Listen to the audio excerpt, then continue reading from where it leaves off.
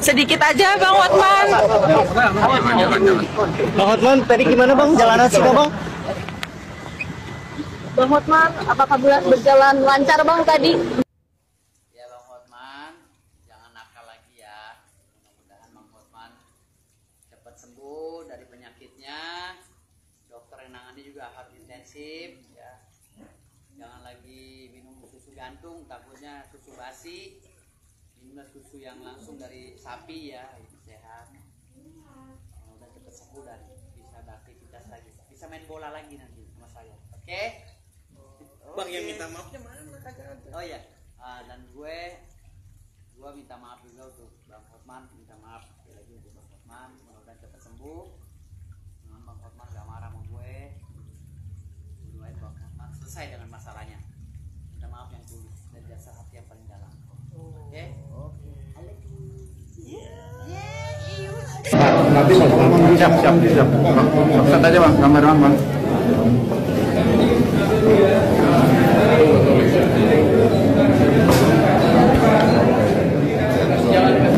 Kasih jalan dulu, saya udah. Jangan dulu.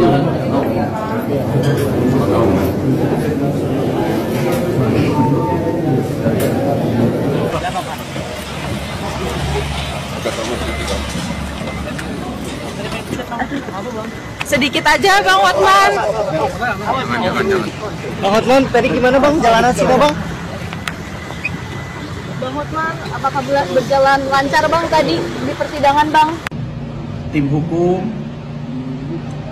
tadi diberitahukan bahwa sidang ditunda sampai dengan hari Kamis depan tanggal 27 Februari 2025 dikarenakan Saudara Hotman Paris Hutapea sakit dan dibopong dan dibawa ke rumah sakit Dengan ambulans. Doakan Saudara Hotman sehat dan mudah-mudahan bisa bersidang. Pertanyaan tadi itu baru sampai pada pertanyaan Rahmat dan belum selesai. Akan dilanjutkan oleh Bu Ila Dirti, Saudara Herwanto, dan baru ke saya. Dan rupanya mungkin beliau kurang sehat atau kurang fit, mungkin terlalu banyak begadang. Jadi banyak pikiran. Memang tadi waktu ditanya dia sudah mulai pucat Pak. Saya pikir ini gimana, karena saya lihat kertas jatuh di kiri, jatuh di kanan, dan dia mau ambil yang sebelah kiri itu nggak diambil. Dia hilang fokus, sehingga ditanya pun kadang-kadang udah nggak nyambung. Jadi ya kita berharap Saudara Hotman bisa sehat. Mudah-mudahan seminggu ini kita akan lanjut dan pemeriksaan ini akan dilanjutkan pada hari Kamis dengan agenda pemeriksaan tetap sebagai saksi korban karena aturannya begitu. Tidak bisa lanjut pemeriksaan kepada saksi fakta yang lain kalau tidak saksi korban itu, karena begitu ya. Nanti ya. Udah ke pokok perkara yang seru. Nanti akan diperlihatkan kepada teman-teman semuanya. Seru. Apa udah menentukan Bukti-bukti juga sudah diberikan tadi kepada hakim. Bukti-bukti terkait apa Bang? Wah, terkait itulah. Pokoknya nanti seru, tenang aja. Yang dugaan asusila. Kalian hari ini pasti dapat sesuatu yang sangat luar biasa. Artinya udah dibongkar semua tadi di persidangan. Sudah dibongkar dan Hotman juga sudah mengakui. Mengakui apa Bang? Nanti, oke? Nanti. Oh, artinya sama. Oh. Bang, ada counter kita juga, jadi tidak semua sama. Bang, boleh nggak Bang? Berhenti dulu Bang. Enggak, dia mau makan, kasihan. Makan dulu. Sedikit aja. 10 menit. Makannya kami makan jauh. Ya udah siap, makan dulu Bang Rahmat. Jujur ya, seumur hidup saya melihat satu persidangan yang kasusnya cuma pencemaran nama baik, tapi dengan penjagaan yang sangat luar biasa. Tadi kami sama-sama ketemu dengan ada Pak Kapolres, ada Pak Dandim, ada Pak Kajari Jakarta Utara. Artinya nih dengan penjagaan seperti ini sangat-sangat luar biasa. Ini juga bukan menjadi satu kebanggaan buat kami para advokat, justru ini menjadi sesuatu yang gimana ya? pengacara senior sama pengacara senior bersidang ya kasus pencemaran nama baik sampai harus dijaga segini melibatkan atau merepotkan aparat gitu. Seharusnya di mana aparat bisa melayani masyarakat banyak di pos-posnya mereka, tapi hanya gara-gara persidangan kedua senior kami ini jadi mereka semua harus berada di sini. Jadi saya atas nama advokat atau pengacara junior juga yang memohon maaf ya kepada para Pak Kapolres, Pak Dandim, dan Pak Kajari yang sudah direpotkan terkait dengan perseteruan para senior kami. Bang ini. Ya, jadi kita kan memang sama perempuan harus saling mendukung ya. Apalagi di sini kan kita tidak mau yang tersebut, tapi paling tidak ada pesan moralnya juga bahwa ya jangan pernah melecehkan wanita apapun itu. Ya kan? Karena apa? Karena waktu itu jadi kita sangat mendukung para wanita, makanya di sini ada junior juga, mereka mau menyaksikan, ada juga advokat dari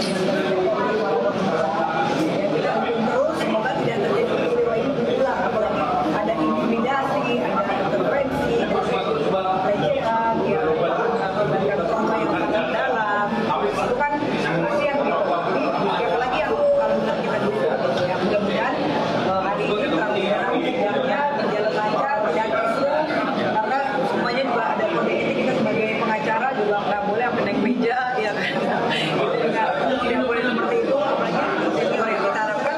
Makanya kita pengen menyaksikan para senior kita seperti apa sih mereka kalau bersidang ya, mudah-mudahan ini menjadi contoh yang padat untuk kita semua, contoh yang baik, makanya kita dukung mereka.